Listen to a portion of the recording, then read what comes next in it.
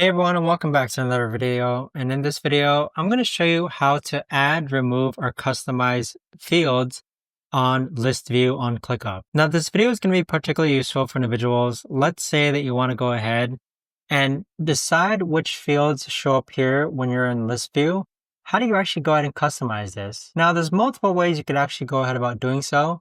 The first way is that you could actually click on Add Column, and then this is where you can decide on a field if you haven't created one already. In addition to that, you can click on Customize in the right-hand corner, then click on Fields, and then this is where you can toggle on or off fields. So as you can see here, we're toggling off different fields, and there you have it. But that right there, guys, is the best and easiest way that I know of to actually go ahead and add, remove, or customize fields in list view on ClickUp. If you guys know of a better or easier way to actually do this, let me know in the comments down below.